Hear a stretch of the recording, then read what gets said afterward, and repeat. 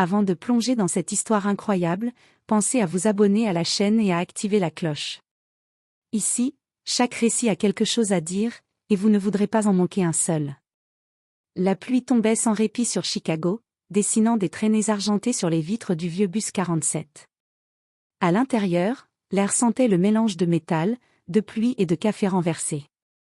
Les passagers restaient silencieux, chacun enfermé dans son monde, les écouteurs dans les oreilles, le regard vide. Assis près de la fenêtre, Ethan Collins, un jeune homme de 28 ans, costume ajusté et montre en or au poignet, tapotait nerveusement sur son téléphone. Il travaillait dans une grande société immobilière et se voyait déjà promis à un avenir prestigieux. Son arrogance se lisait dans chaque geste, il regardait les autres comme s'ils étaient invisibles, méprisait les transports publics, et ne parlait que lorsqu'il voulait se plaindre. Franchement, grognatait-il, ce bus est un cercueil roulant. Quelques passagers détournèrent les yeux, agacés par son ton supérieur. Le bus s'arrêta à Jefferson Street. Les portes s'ouvrirent dans un souffle de vapeur et un vieil homme monta lentement, tenant une canne. Il portait un manteau brun élimé, un chapeau légèrement déformé par le temps, et tenait dans sa main un petit sac en toile. Son visage ridé exprimait une fatigue tranquille, mais aussi une dignité silencieuse. C'était Samuel Brown, 72 ans, ancien professeur d'histoire à la retraite. Son regard balaya le bus, cherchant une place. Tout était prise, sauf celle à côté d'Ethan. Samuel s'approcha doucement. « Excusez-moi, jeune homme, puis-je m'asseoir ici ?» Ethan leva les yeux, le détailla de haut en bas, puis soupira. « Ici ? Sérieusement ? Il y a plein de places derrière. » « Elles sont toutes occupées, » répondit calmement le vieil homme. « Eh bien, tenez-vous debout alors. Vous semblez assez solide pour ça, non ? » Un murmure parcourut le bus. Une femme près de la porte fronça les sourcils, mais Samuel leva une main tremblante pour l'apaiser. « Ce n'est rien, » dit-il doucement. « J'ai connu pire parole dans ma vie. » Ethan éclata d'un petit rire méprisant. « Eh bien, si vous avez connu pire, vous devriez être habitué, grand-père. » Les mots tombèrent comme un coup de poing dans le silence. Quelques passagers baissèrent la tête, honteux. Le chauffeur jeta un regard dans le miroir, mais ne dit rien. Samuel resta debout, s'appuyant sur sa canne. Il ne répliqua pas. Il regardait dehors, la pluie coulant le long des vitres comme des larmes sur le visage d'un géant silencieux. Dans ce moment suspendu, Ethan pensait avoir gagné une joute invisible. Mais il venait, sans le savoir, d'humilier un homme que le monde entier respectait autrefois, un homme dont le nom avait marqué des générations d'étudiants et qui, ce jour-là, avait choisi le silence non pas par faiblesse, mais par sagesse. Et le destin, lui, n'était pas resté sourd. Car parfois, la vie se charge elle-même d'enseigner aux arrogants ce que ni les livres, ni l'argent, ni le pouvoir ne pourront jamais apprendre. Le respect. Le lendemain matin, la ville de Chicago s'éveillait lentement sous un ciel gris et froid. Les trottoirs étaient encore mouillés de la veille, et les passants pressés esquivaient les flaques d'eau en silence. Ethan Collins, lui, n'avait pas beaucoup dormi. Non pas parce qu'il se sentait coupable, il ne croyait pas à ce genre de sentiment, mais parce que son esprit était accaparé par une seule chose, sa réunion capitale du jour. Il devait rencontrer un nouveau partenaire de la société North Star Investment, où il travaillait comme chargé de projet. Ce contrat, disait-on, pourrait propulser sa carrière à un tout autre niveau. Ethan s'était levé tôt, avait choisi son plus beau costume bleu marine et s'était longuement regardé dans le miroir, ajustant sa cravate jusqu'à la perfection. « Aujourd'hui, c'est mon jour », murmura-t-il, sûr de lui. En arrivant au siège de North Star, un immense gratte-ciel de verre et d'acier, il croisa le regard admiratif de quelques collègues. Ethan aimait cette sensation, celle d'être envié, respecté, remarqué. Il entra dans la salle de réunion comme un général sur un champ de bataille. Le PDG, M. Andrew, l'attendait déjà, accompagné du comité exécutif. « Bien, messieurs, » annonça-t-il, « aujourd'hui nous accueillons un homme d'exception. Un partenaire clé pour notre projet communautaire. » Ethan sourit intérieurement. Il aimait déjà ce genre de discours, l'importance, la grandeur, le prestige. Mais lorsqu'on frappa à la porte, tout son monde bascula. Le PDG se leva, un sourire chaleureux aux lèvres. Ah, le voilà. Entrez, Dr Brown. Et dans l'encadrement de la porte apparut, le vieillard du bus. Le même manteau, le même regard, mais une allure bien différente, un costume sobre mais élégant, une canne en bois poli, une présence tranquille mais imposante. Ethan sentit son cœur s'arrêter. Son souffle se coupa net. Impossible, murmura-t-il, les yeux écarquillés. Le vieil homme s'avança calmement et serra les mains avec grâce. Bonjour, messieurs. Je suis le docteur Samuel Brown, fondateur et président de la Brown Foundation, une organisation dédiée à la reconstruction des quartiers défavorisés et à l'éducation des jeunes issus des minorités. Le silence s'abattit. Ethan, pâle comme la neige, sentit son estomac se nouer. Samuel leva alors les yeux vers lui, sans animosité. Juste un regard profond, plein de sagesse, comme celui d'un père observant un fils perdu. « Je crois que nous nous sommes déjà croisés, n'est-ce pas, monsieur Collins ?» dit-il calmement. Les têtes se tournèrent vers Ethan. Il bafouilla, les joues rouges. Oui, peut-être, je ne suis pas sûr. » Samuel esquissa un léger sourire. « Je m'en doutais. Ce genre de rencontre marque rarement ceux qui ne regardent pas vraiment. » Le PDG, ignorant la tension palpable, poursuivit joyeusement. « Parfait. Ethan, tu seras en charge du dossier avec le Dr Brown.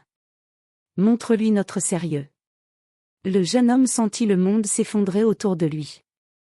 Travailler avec le vieillard qu'il avait humilié la veille? Était-ce un cauchemar?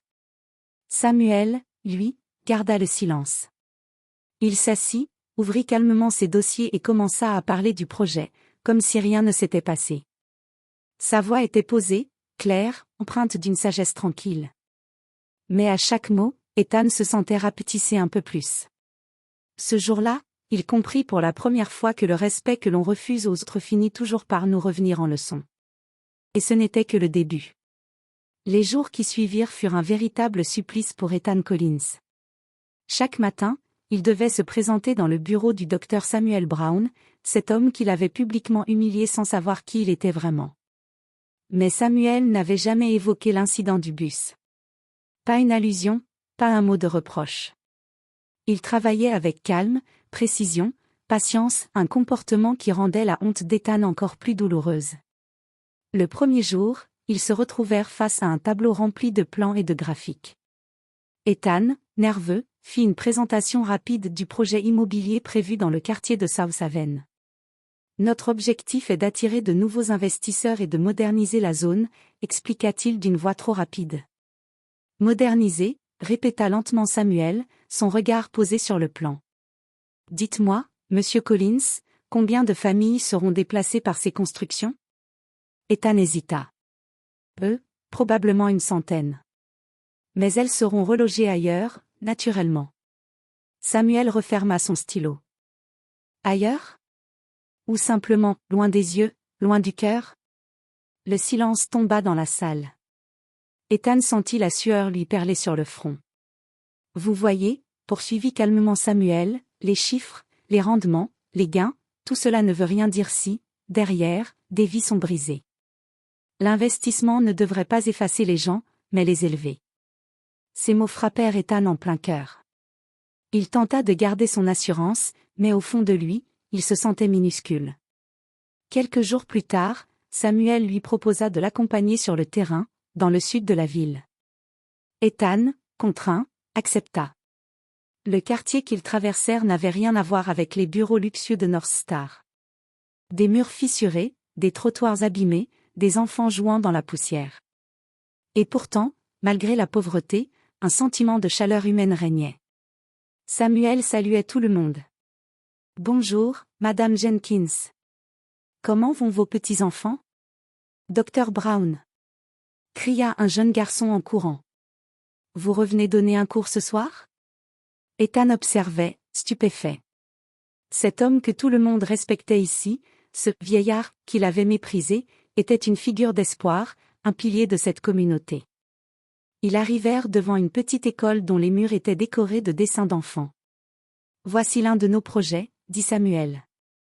Une école que nous avons reconstruite après un incendie. Une fillette s'approcha timidement d'Ethan, un sourire lumineux aux lèvres. Elle lui tendit un dessin coloré représentant une maison et deux personnes se tenant la main. « C'est pour vous, monsieur », dit-elle doucement. « Merci d'aider notre école. » Ethan prit le dessin, la gorge serrée. Samuel posa une main sur son épaule. « Vous voyez, Collins, parfois un simple geste peut valoir plus que tous les contrats du monde. » Sur le chemin du retour, le silence régna longtemps entre eux. Ethan fixait le dessin, incapable de parler. « Vous semblez troublé, » dit finalement Samuel d'une voix douce. « Je ne m'attendais pas à ça, » murmura Ethan. « Ce que vous avez vu aujourd'hui, » reprit Samuel, « c'est la vraie richesse. Celle qui ne se compte pas en dollars, mais en sourires et en reconnaissance. » Le bus passa non loin d'eux. Ethan l'aperçut, et son cœur se serra. Le même bus, le même trajet. Mais plus rien n'était pareil. Il détourna le regard, honteux, conscient que la vie venait de commencer à lui donner la plus grande leçon d'humilité de son existence. Le vent froid soufflait entre les gratte-ciel de Chicago, faisant voler les feuilles jaunies sur les trottoirs. Ethan Collins marchait en silence aux côtés du docteur Samuel Brown, sur le chemin du retour après une longue journée de travail. Depuis plusieurs semaines, leurs échanges étaient devenus plus profonds, plus sincères. Ethan, autrefois arrogant et fermé, commençait à écouter, à observer, à apprendre. Mais ce soir-là, il sentait le besoin de parler. Un poids invisible lui écrasait la poitrine. Ils s'arrêtèrent près d'un banc, non loin du lac Michigan, où les lumières de la ville se reflétaient dans l'eau sombre. Ethan prit une profonde inspiration. « Dr Brown, il faut que je vous dise quelque chose. » Samuel se tourna vers lui, patient. « Allez-y, jeune homme. » Ce jour-là, dans le bus, j'ai été odieux. J'ai honte de moi. Je vous ai humilié sans raison. Je croyais être supérieur, parce que j'ai un costume, un salaire, une montre. Mais, plus les jours passent, plus je me rends compte que je suis pauvre à l'intérieur.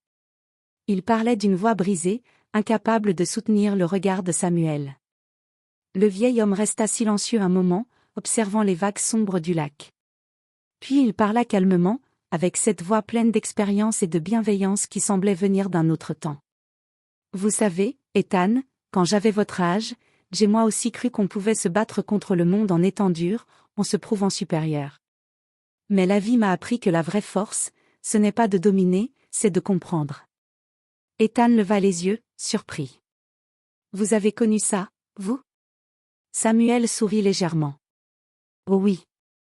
J'ai grandi dans le Mississippi, dans les années 60. On refusait que je m'assoie à certains comptoirs, qu'on me serre la main, qu'on m'appelle monsieur. Et pourtant, je suis devenu professeur d'histoire. J'ai enseigné à des générations d'étudiants que le savoir et la dignité sont des armes plus puissantes que la colère. » Il marqua une pause, son regard perdu dans les souvenirs. « Un jour, un jeune homme blanc m'a craché dessus alors que je sortais d'un amphithéâtre. Vous savez ce que j'ai fait ? » Ethan secoua la tête. « J'ai continué à marcher. Parce que je savais que si je laissais la haine m'atteindre, elle finirait par vivre en moi. » Ces mots résonnèrent profondément. Ethan sentit une larme lui brûler la joue, une larme qu'il n'avait pas laissé couler depuis l'enfance. « Je ne mérite pas votre pardon, » murmura-t-il. « Le pardon, » répondit Samuel, « n'est pas un cadeau pour celui qui le reçoit, mais pour celui qui le donne. Il libère l'âme de celui qui s'excuse, et de celui qui a souffert. » Le silence retomba entre eux, doux et lourd à la fois. Les lumières de la ville se reflétaient dans les yeux du vieil homme, et pour la première fois, Ethan vit en lui non pas un simple professeur, mais un monument d'humanité. « Merci, Dr Brown, » dit-il enfin. « Non, Ethan. C'est moi qui vous remercie. Car il faut du courage pour reconnaître ses erreurs, et encore plus pour vouloir changer. » Ils restèrent là, côte à côte, sans un mot de plus. Le vent soufflait, les feuilles tombaient, et quelque part, dans ce silence, un jeune homme commençait à renaître. Quelques mois plus tard, North Star Investment brillait de mille feux. Les bureaux avaient été rénovés, les projets communautaires lancés, et pour la première fois, la société n'était pas seulement synonyme de profit, mais aussi de respect et d'engagement. Au centre de cette transformation, un homme avait changé, Ethan Collins. Celui qui autrefois ne voyait que chiffres et prestige parlait désormais d'inclusion, d'éducation et de dignité. Et tout cela, grâce à la rencontre improbable avec le Dr Samuel Brown. Ce jour-là, une grande cérémonie était organisée dans la salle principale de North Star. La presse, les partenaires et les employés étaient réunis pour célébrer la signature officielle du partenariat entre North Star Investment et la Brown Foundation. Les flashs crépitaient, les journalistes murmuraient, impatients de voir celui que l'on surnommait désormais l'homme du changement. Le PDG prit la parole. Mesdames et messieurs, aujourd'hui, nous scellons une union entre le monde des affaires et celui du cœur. 2 générations, 2 visions, mais un seul objectif, redonner espoir à notre communauté. Puis il invita Samuel à s'avancer. Le vieil homme monta calmement sur l'estrade, s'appuyant sur sa canne. Son regard se posa sur Ethan, assis au premier rang, les yeux humides. Il y a quelques mois, dit Samuel d'une voix grave mais sereine, j'ai rencontré un jeune homme plein d'ambition, mais aussi de colère et d'orgueil. Ce jour-là, il m'a manqué de respect. Mais la vie, voyez-vous, a une façon étrange de nous réunir pour nous enseigner ce que ni les écoles ni les fortunes ne peuvent transmettre. Un murmure parcourut la salle. Ethan baissa la tête, honteux. Aujourd'hui, poursuivit Samuel, ce même homme est devenu un symbole de changement. Il a compris que la réussite ne se mesure pas au montant d'un compte en banque, mais à l'impact qu'on laisse dans la vie des autres. Samuel s'arrêta, puis ajouta avec un sourire. Et c'est pourquoi je suis fier de lui confier une grande responsabilité. À partir d'aujourd'hui, M. Ethan Collins dirigera le programme Human Dignity, un projet destiné à offrir éducation et emploi aux jeunes de nos quartiers oubliés. Une salve d'applaudissements éclata dans la salle. Ethan, bouleversé, monta sur scène. Ses mains tremblaient lorsqu'il serra celles de Samuel. « Je ne mérite pas cet honneur, murmura-t-il. « Vous le méritez parce que vous avez appris, répondit doucement Samuel. Et surtout, parce que vous avez changé. » Ethan prit le micro. Sa voix tremblait, mais son regard brillait d'émotion. « Je veux dire quelque chose, commença-t-il. Il marqua une pause, cherchant ses mots. « Il y a quelques mois, j'ai commis une erreur. J'ai jugé un homme par son apparence, sans savoir qu'il valait 1000 fois plus que moi. Ce jour-là, j'ai appris une leçon que je n'oublierai jamais, celui qu'on méprise aujourd'hui peut être celui qui vous tendra la main demain. » Un silence solennel remplit la pièce. Puis, lentement, tout le monde se leva et applaudit. Samuel lui posa la main sur l'épaule, fier comme un père. Ce soir-là, en quittant le bâtiment, Ethan monta dans un bus. Le même bus 47. Cette fois, il n'était plus l'homme pressé et hautain qu'il avait été. Une femme âgée monta à son tour, hésitant à trouver une place. Ethan se leva aussitôt et dit avec un sourire. « Madame, asseyez-vous, je vous en prie. » Elle le remercia, et il resta debout, observant la pluie glisser sur les vitres. Il repensa à Samuel, à leur conversation, à tout ce qu'il avait perdu et regagné. La voix du chauffeur annonça. « Prochain arrêt, Jefferson Street. » Ethan sourit. C'était là que tout avait commencé. Et c'était là aussi que, quelque part entre la honte et la rédemption, il était enfin devenu un homme.